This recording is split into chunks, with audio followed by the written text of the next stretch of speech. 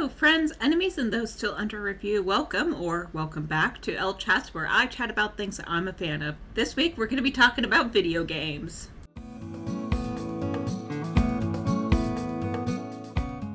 Today I'm going to be talking about a variety of cozy and sandbox games that I really got into playing. If you'd like to hear more from me, please remember to like, comment, and subscribe. It really helps the channel out. Now, without further ado, let's start with the first sandbox game I played, Terraria. Now, I was a bit too old for Minecraft when it first came out, or at least thought myself too old to really want to play it. I did watch several friends play it through the years, but it's never held any real appeal for me, so I started playing a different game. A friend gave me Terraria around 12 years ago, and oh boy did I get hooked. I loved building houses, talking to the villagers, and defeating the bosses. Sadly, I lost my first couple worlds when I shifted between phones and computers. I enjoyed the side-scroller nature of the game and that I could customize how my character looked. Sure, it's pixelated and you kind of have to squint to see it, but it was really the game that kicked off my interest in sandbox-style games. I liked being able to set goals for myself of things to build and tasks to knock out. Sure, I was never as talented in building as the guys over on r/Terraria, but I had fun.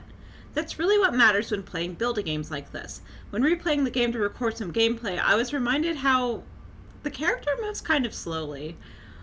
I know that I've unlocked the endgame portion with the Hollow and the Corruption, and that there are a bunch of add-ons and tools you can use to make your character move faster, but it was really kind of frustrating to find that negative right away. The other negative was that it didn't work very well with Steam screen recording, and I couldn't use my mouse at all. And the ability to right click in this game when you're playing on the computer is very important for opening doors and the light. The next sandbox life sim game that I picked up was Stardew Valley, and Stardew Valley ended up having some sort of grip on my soul. It needs no real introduction because it is the farming cozy life sim created by Concerned Ape, initially released on February 26, 2016. As you can see on screen, I have some very high amounts of hours dumped into a couple of different save files. What I really liked about it is the farming and the fishing aspect. I also really enjoyed being able to build actual relationships with the villagers, beyond those surface level exchanges that one would have in Terraria. I didn't like that I didn't get to choose my abilities as I leveled up in farming, mining, and so on. I enjoyed how much additional content the Concerned Ape has continued to add through the years to make an even deeper game with more areas to unlock and enjoy. I have made it to Ginger Island, but I'm not really a completionist when it comes to video games, so I've never fully completed, unlocked everything, caught all the fish, and so on in this game, or any game for that matter. I've made it pretty dang far though, and I always make sure that there are 4 candles on Grandpa's altar. I haven't married all of the marriage candidates, nor have I completed every single request on the bulletin boards. Now, if you go back and look at my saved game screen, there is a file named Evil. It's because I'm planning to do a JoJo run-through. Normally I do the community run-throughs for every single game, and I just want to do one where I follow the corporation. Again, there are just so many different ways to decorate your farm, to run the farm. Some people go for max profits, and it just continually has provided very engaging times for me. It captured that feeling of setting up goals and tasks for myself that I found so enjoyable with Terraria. Also, in this playthrough, I am married to Shane. There are others where I'm married to Leah, so I'm not always just picking the sad boy. Honestly, this game has such a high replayability and is so open to customization. The mod community is crazy big that I just keep coming back to it year after year. If there's only one game that you end up picking up from this video, I definitely recommend it be Stardew Valley. Then came Starbound. It captured some level of farming, but most importantly, allowed me to travel to other places. That was the limitation that I ran into when it came to Terraria. One can only dig and carve out one world so much before one gets bored. In my opinion, of course. I think something that kind of annoyed me is that the game, to me at least, is hard. It's hard to progress in the main storyline, and my enthusiasm for conquering the storyline waned when I lost my save file, and now I have to go through and defeat all the bosses again. The speed at which the character moves is very nice, and I really enjoy the variety of weapons and tools I have, and that I can play other races involved in the game. I do have it set to the casual setting for casual players, but it still seems hard.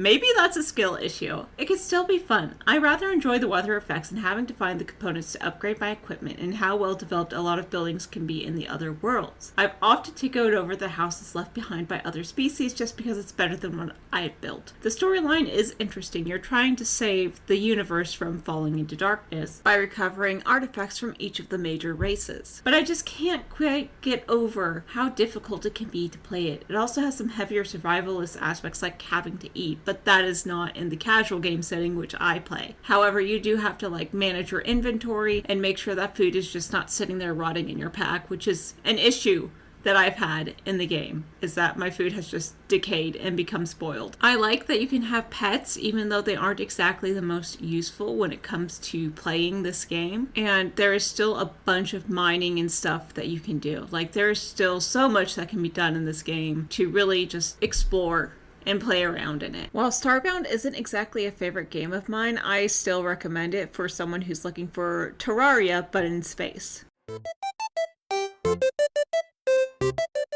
After Starbound, I was looking for something that would be a cozy life farm sim that my husband could also play. He doesn't really care for the graphics of Stardew. So after Starbound came SunnySide, another life farming sim. This time it's 3D graphics. My husband and I both backed this one on Kickstarter for the potential multiplayer. Unfortunately, that hasn't yet come to fruition, so I play alone as per usual. I do like the graphics and character customization. There is some combat when one digs into the mines, and it's a little bit clunky.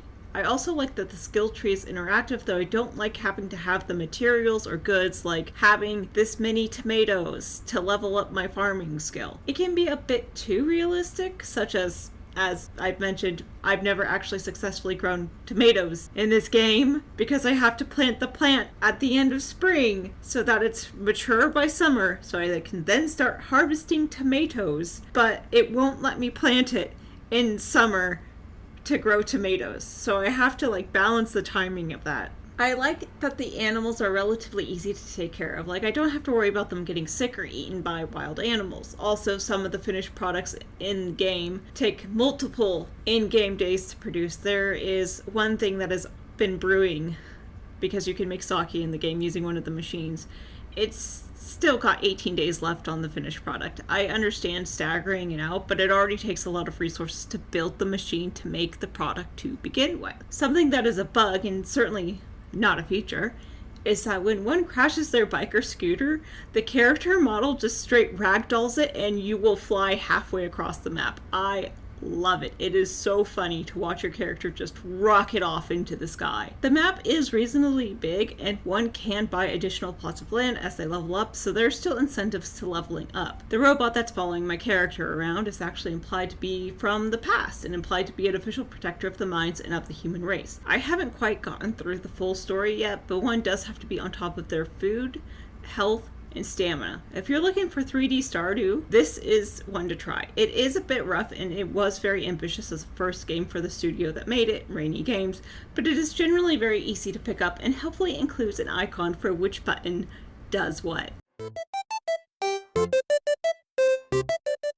Last, but certainly not least, and very possibly my current obsession, is Starsand Island. It is an early access game, so there's still some glitches here and there, but for an early access game, it is still a very solid start. It is similar to SunnySide in that it's 3D, has a skill tree, and the character customization is very fun. It's taken an interesting view on the farming, crafting, and adventuring and fishing options, and that one can get certified in it like a profession. I'm currently working on the senior crafting test proficiency, the second highest qualification. I like the cute outfits, I like the cute animals, I like that mining and upgrading one's tools is relatively easy, and I don't have to pay someone the materials and money to do it. Looking at you, Clint, looking at you. The main issue I have is that some of the rarer materials can be particularly hard to find. The animals are, again, relatively easy to take care of. They require brushing every couple of days or so, and the food must be topped up. I also like that the storefronts are open 24/7, so my animals don't starve, Marnie. I'm taking silly shots at Stardew Valley, but it really is all out of love. I do appreciate that I can access the stores anytime. I do like also that I can eat for the sake of eating and regaining stamina or health, but I don't have to keep an eye on it in order to survive. I do find the tradition of giving gifts a bit odd and didn't understand why everyone kept giving me things when I greeted them until there was an offhand comment from the Adventure Guild character about it being traditional to give a gift upon meeting. The relationships are a little bit harder to build, but it's also a shorter measuring stick of affection with a max of 5 hearts instead of 10. I find the mini games to be interesting, but definitely not the main draw. I do appreciate the male chickens, while not roosters in this game,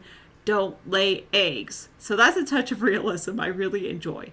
I like that my skates can skate anywhere, but I think the fishing aspect is a little bit too simple. Other than that, I can see myself continuing to play the absolute heck out of this adorable game on this cute island. My husband actually recommended this one to me coincidentally on the day it released to early access, so to be known is to be loved, right? He likely will not play this game, but I know he'll watch this video. Time to stop being sappy and get on with it. Get on with it! I definitely recommend this game if you enjoyed Stardew Valley, but wanted a little bit more independence.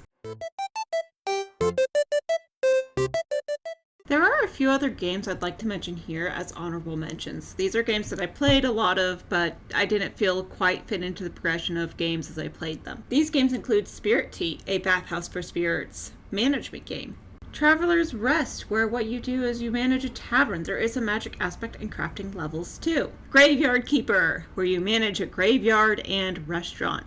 Yes, the meat could be what you think it is. I also played Tiny Bookshop, where one could run a small mobile bookstore. It tells you every day what your earnings were versus what you spent for lot fees and the like. I liked how the quests in that game, so to speak, helped you integrate into the community. Another one, which has more of a survival aspect, is called Winter Burrow, where you play as a mouse trying to survive the winter and rebuild your parents' home. Lastly, I'll mention No Place Like Home, where it's set in the future. You come back to Earth from Mars, have a little farm, go about restoring the community, and you're searching for your grandfather. With all of these games mentioned and many reviews shared, it's safe to say that I'm a fan of sandbox games and cute life sims. Now I turn this to you, friend, enemy, or under review. Do you also enjoy cute life sim games, or are you more of a shoot 'em up fan? Don't get me wrong, I really enjoy playing Halo too, but it's definitely in the minority of what I play. Now, with all that out of the way, thank you for listening to me yap on about video games. Please remember to like, comment, and subscribe if you'd like to hear more from me. I try to upload weekly. Remember, being a fan is fun, and have a great day.